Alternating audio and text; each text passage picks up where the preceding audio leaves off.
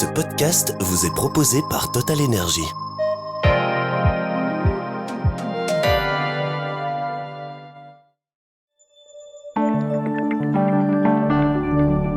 Bienvenue dans le Trends des marchés de Z sur 7. Nous sommes le 9 septembre, je m'appelle Fanny Rocher et avec notre expert Éric Joly, nous revenons sur les chiffres mensuels du marché du travail aux États-Unis.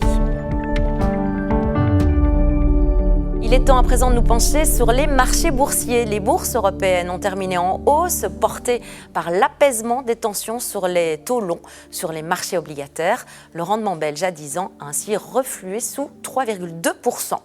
Sur Euronext, Bruxelles-Umicore a clôturé la séance en tête du BEL 20. Onward Medical a rebondi grâce à l'obtention du marquage CE pour la commercialisation en Europe de son dispositif ARC-X.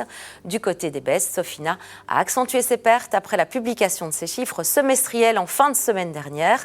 Athénor a également chuté. Le titre peinant a confirmé son rebond estival. Et on poursuit l'analyse des marchés avec notre expert. Bonsoir Éric Joly. Bonsoir Fanny. Avec vous, on va revenir sur les chiffres de vendredi dernier et tout le monde les attendait avec impatience. Il s'agissait bien entendu des chiffres mensuels du marché du travail aux États-Unis. On va analyser tout cela en détail avec vous. On va peut-être démarrer justement avec aussi les chiffres d'indication sur l'inflation. Oui, ce sont des statistiques importantes, indicatives, parce que non seulement ces chiffres donnent quand même une indication de l'évolution future du marché de l'emploi, mais également de l'inflation, de l'évolution des taux et ainsi de suite. On le sait, ces statistiques sont suivies de très près par Donald Trump. On l'a vu dans le courant du mois de juillet. Les chiffres n'étaient pas bons et donc M. Trump n'a pas hésité à remplacer la directrice du Bureau des statistiques de l'emploi par un allié qui serait plus loyal. Mais alors ces chiffres, est-ce qu'ils sont pires ou mieux qu'attendus finalement ? Mais je pense qu'en ce qui concerne les tout derniers chiffres, M. Trump n'a pas beaucoup de chance ou de possibilité de se réjouir, puisqu'on a vu que dans le courant du mois d'août, l'économie américaine a créé 22 000 emplois. Les analystes, quant à eux, avaient tablé sur une croissance de 75 000 nouveaux jobs, donc en dessous des attentes des analystes.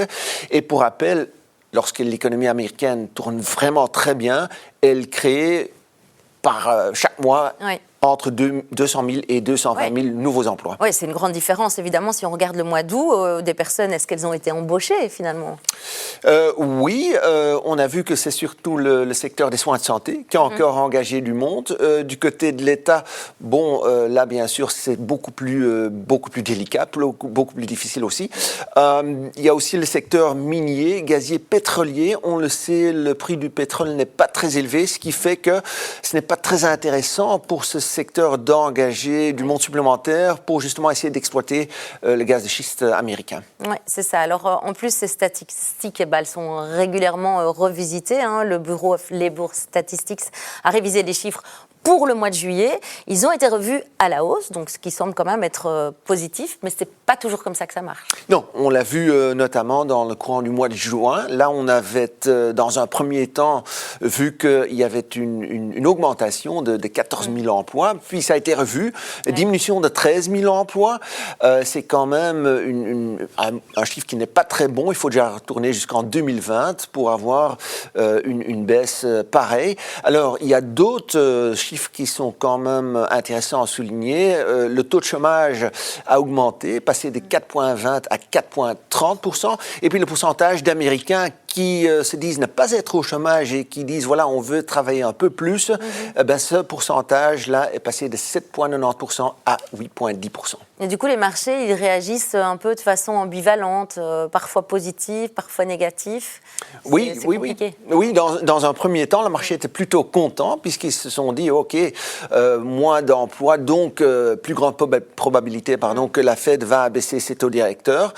Dans un deuxième temps, après une deuxième lecture, on s'est dit attention quand même, ça va peser sur le pouvoir d'achat des Américains et donc pour finir, ça va quand même impacter également les bénéfices des sociétés américaines. Et dans tout ça, on n'a pas encore parlé des droits d'importation, évidemment. La crainte, c'est quand même qu'ils se répercutent sur l'inflation et qu'ils aient un effet contraire à celui escompté, évidemment, sur l'économie américaine. Ah, tout à fait, on en a déjà un exemple. Hein. John Deere, par exemple, le fabricant de tracteurs, on voit que les agriculteurs américains, pour l'instant, achètent moins de tracteurs neufs. Pourquoi? L'acier dont ce tracteur ou ces tracteurs sont faits a fortement monté. Et donc, ces engins sont devenus beaucoup plus chers.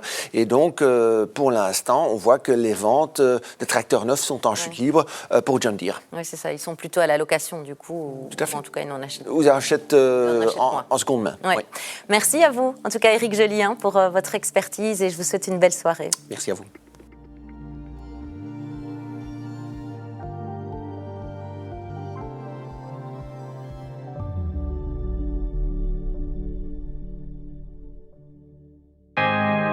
Merci d'avoir écouté ce podcast proposé par Total Energy.